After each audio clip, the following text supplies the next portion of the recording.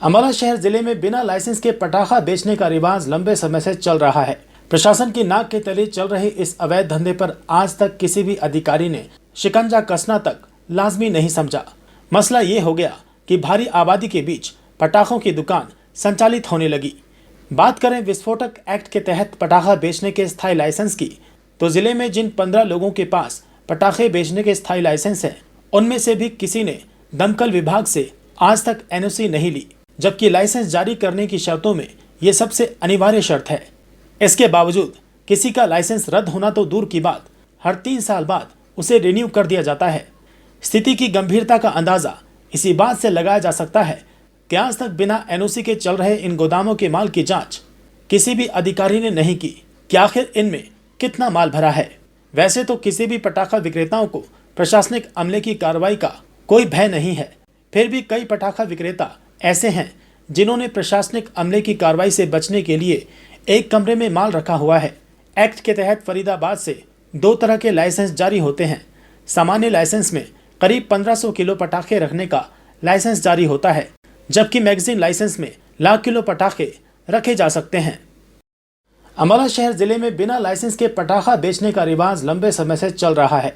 प्रशासन की नाक के तले चल रहे इस अवैध धंधे पर आज तक किसी भी अधिकारी ने शिकंजा कसना तक लाजमी नहीं समझा। मसला ये हो गया कि भारी आबादी के बीच पटाखों की दुकान संचालित होने लगी। बात करें विस्फोटक एक्ट के तहत पटाखा बेचने के स्थायी लाइसेंस की, तो जिले में जिन 15 लोगों के पास पटाखे बेचने के स्थायी लाइसेंस है, उनमें से भी किसी ने दमकल विभाग से आज तक एनओसी नहीं ली, जबकि लाइसेंस जारी करने की शर्तों में ये सबसे अनिवार्य शर्त है।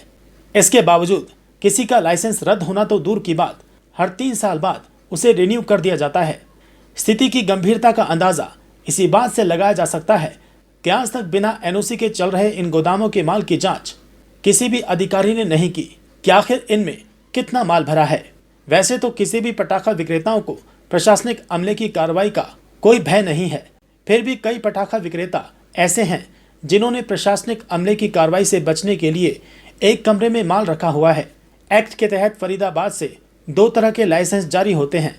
सामान्य लाइसेंस में करीब 1500 किलो पटाखे रखने का लाइसेंस जारी होता है, जबकि मैगजीन लाइसेंस में लाख किलो पटाखे रखे जा सकते हैं। अम्बाला शहर जिले में बिना लाइसेंस के पटाखा बेचने का रिवाज लंबे समय से चल रहा है। प्रशासन की नाक के तले चल रहे इस अवैध धंधे पर आज तक किसी भी अधिकारी ने शिकंजा कसना तक लाजमी नहीं समझा। मसला ये हो गया कि भारी आबादी के बीच पटाखों की दुकान संचालित होने लगी।